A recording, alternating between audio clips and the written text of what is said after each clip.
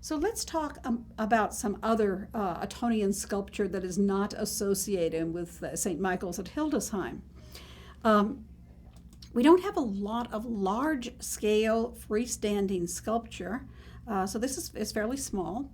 It's known as the Virgin of Essen, or the Essen Madonna, and as you see, it's a image of the Virgin Mary holding the Christ child on her lap. It dates from the late 10th century, 973 to 982. It has a wooden core with gold foil spread over it, and then it's adorned with gems and enamels. This is the oldest known statue of the Virgin Mary. It's also the oldest freestanding sculpture north of the Alps. In other words, something that is not incorporated into the sculpture of a building, for example. It is then one of the earliest medieval statues in the round, and it is a small scale. The height is less than 3 feet. It's about 29 and a half inches high, and it also functioned as a reliquary. In other words, if you have a relic of Christ or the Virgin, you could include it in this. Therefore, if you're paying homage to the image, you could be paying homage to the saint whose relic it is, rather than to a golden statue. It makes it one of the earliest medieval statues in the round. It has a relatively small scale. It's only about 29 and a half inches high, so just slightly under 2.5 feet. And it could serve as a reliquary. There is a space in which you could put a relic to venerate the holy person, not just in the image, but actually with something that was physically associated with that saint or that holy personage. You can see that Mary is represented as the Queen of Heaven. In some of the images you will see her with a crown, and others she does not have the crown, so I assume that the crown is later, but is placed on her head and shows her as Queen of Heaven. Christ has a sort of built-in halo that surrounds his head. And we'll see that in a minute. Mary is holding a bejeweled orb, which presumably is the orb of the universe. It has sometimes been suggested that it would be an apple, or the idea of the reference to original sin rather than simply to the majesty of the Lord. And that the apple was sometimes considered to be the forbidden fruit because the name apple and the name evil are so very similar in Latin, mala and malum. The Virgin also comes to be, and it may be embodied in this as well, as the Christ child is seated on her lap. She is holy wisdom. She is the throne of holy wisdom, and Christ embodies holy wisdom. And here we're looking up at the Christ child. And here we're looking at the head of the Christ child. The eye is probably made out of some kind of paste. You can see the enamel on this halo, some of which is missing, but some of it does survive. And of course, you're using these most precious materials, jewels, enamel, gemstones, in order to honor Christ and his mother. Very different material, made out of wood, is the large-scale Christ on the cross, known as the Jarrow Crucifix. It is in Kölner Dome, Cologne Cathedral. And it was commissioned by the Archbishop Jarrow of Cologne, who was Archbishop. He reigned as Archbishop between 969 and 976. So that gives us an approximate date for this crucifix. The date, incidentally, has also been confirmed by dendrochronology, tree ring dating. This is the oldest work of art in Cologne Cathedral, in Kölner Dome. Is carved from oak and is polychromed. Polychrome simply means many colored, and it's used instead of just saying it's a painted oak, we just say it's polychromed. It would have been polychromed and gilded. However, the paint that we're seeing here is modern repaint. It's not the original survival.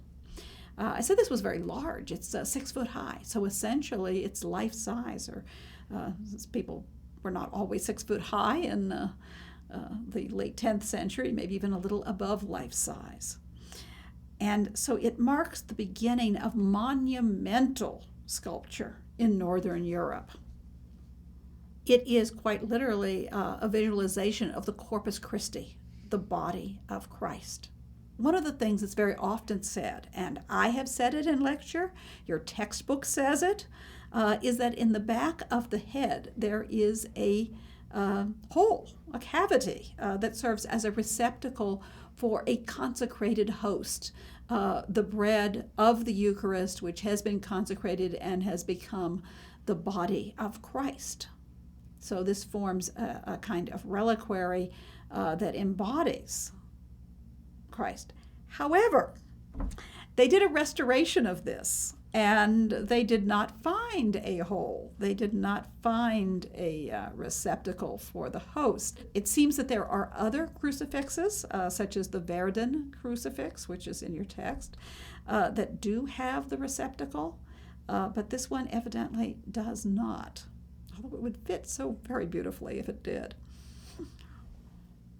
This is important not simply because of its age and its size and its very high quality. It's also important because this is an image of the suffering Christ. This is a new type of Christ on the cross. It was introduced during the Carolingian period. And you remember we mentioned this when I was talking about the Utrecht Salter. So here I'm going to show you an image from the Utrecht Salter. We have this, of course, very, very sketchy little image of Christ on the cross. But you'll see that it has some things in common with the Jarrow Crucifix. Christ is suffering or dead. His head is hanging down, and his arms are pulled down. The body sways to one side. In other words, instead of being erect on the cross with his head upright, his eyes open, you're seeing Christ who has suffered and is either dying or dead. And here we have two other examples from the Utrecht Salter. We have the figure who is collecting the blood of Christ in a chalice. And you can see that the arms of Christ form a sort of shallow U. They're hanging down rather than completely erect.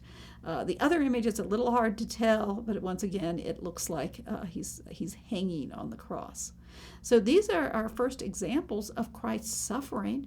And here in monumental form, we see our first example of sculpture or monumental art showing Christ suffering. Now, what's the significance of that? Well, we have two different visions of Christ, as it were. How did he react on the cross? And when we see Christ erect on the cross, Christ triumphant over sin and death, we feel that this emphasizes his divinity. And you remember that the Creed says, and the doctrine says, that Christ is two persons in one being, that he is both human and divine, and the two parts cannot be separated. But you're trying to show this in art, so there's usually an emphasis one way or the other. And when we see Christ triumphant, we think he's emphasizing the divinity, the fact that he could triumph over sin and death. But here is a new idea that Christ being human, that the suffering was not just some illusion, it was true physical suffering, so that he knows the suffering of mankind. And when he atoned for their sin, he suffered as a human being. And you can see that the arms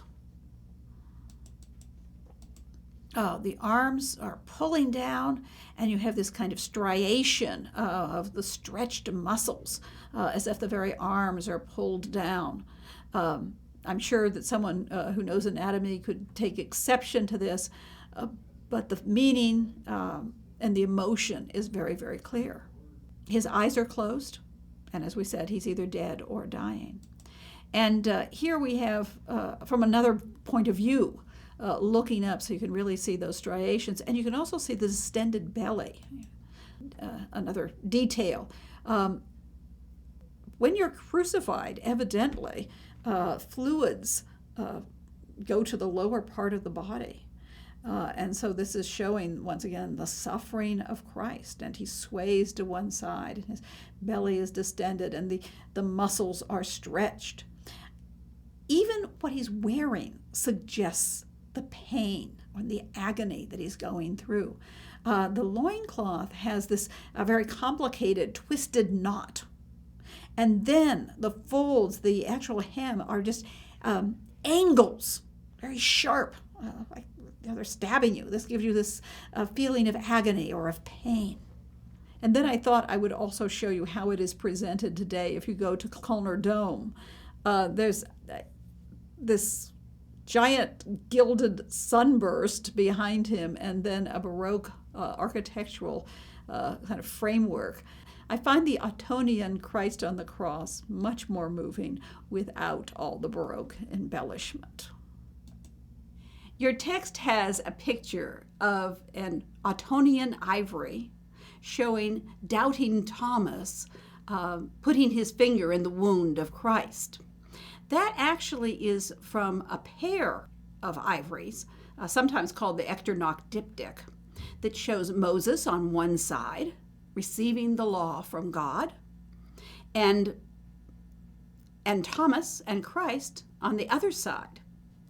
And of course, ivory being a very narrow surface, it's made from the tusks of elephants, so you can't have a very wide ivory. They compressed the space, and they compressed the image, so it's this tall, thin, vertical image, and yet it's so rich. First, let's look at Moses receiving the tablets of the law. You have a border that is acanthus leaves, so it's some classical influence, and it probably comes from manuscripts, because you see a lot of these types of borders in manuscripts. Think back to the Igbo Gospels, where you had an acanthus leaf border, which was very active. It was sort of on the diagonal, but you do see them in Carolingian manuscripts, so that's probably passed down.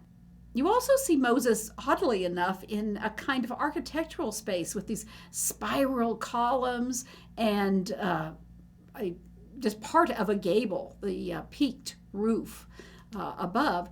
And coming down behind that or from that is the hand of God with a nimmed halo. And God is handing Moses the tablets of the law. Now, Moses is standing on a little mountain. He's standing on it looks like the tippy top of the mountain to sort of identify where he got the tablets. And if you look closely at him, the draperies are just beautiful. There's some indication of where his hip and his knee might be, but it has become beautiful patterns. The feet don't quite seem to fit. Maybe it's going to slip off the mountain a little. But you can see they've drilled little dots to be the borders and the decoration. And we also see that again, a pattern of dots and lines making up the scene of doubting Thomas. And of course, the story is that after the resurrection of Christ appeared to the apostles, to the disciples who were in the upper room, and they saw that he had risen from the dead. But Thomas wasn't there. He was out doing something else. And when he came back, all the other apostles were saying to him, Thomas, you should have been here. Jesus came back. He's returned from the dead. And Thomas says, oh yeah, I'll believe that one when I can put my hand in his wound, test it out and prove it. So, lo and behold, Jesus comes back, and he offers Thomas the proof. He says, put your hand in my wound. And so that's the image that we're seeing. And of course, we have this wonderful expressive gesture of Christ pulling up his arm and the hand going over the head, which is tipped down. It makes a shape that follows the arch under which the two figures are placed. And then all we see with Thomas, we see the back of his head and maybe extremely foreshortened face perhaps, but really the back of his head as he's sort of reaching up. And once again, this compressed space gives you, I guess it really gives you a sense of focus, and it also helps for the decorative quality. Because with these two figures together, the patterns of the drapery, the shapes of the figures do form just beautiful, expressive shapes. And so here we see the details, so you can really see those textures, the textures of the hair. You can see how they've made a little star type of, or cross and dot patterns in the draperies.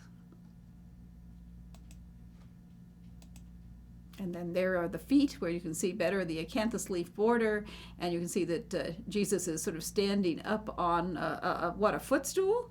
But it's really also interesting because look at Thomas's foot, look at Jesus' foot, especially Thomas's. They're foreshortened. In other words, they look as though they are going into space. So there's this wonderful play of patterned surface with little indications of figures that actually can turn in space. Foreshortening is not an easy thing to do.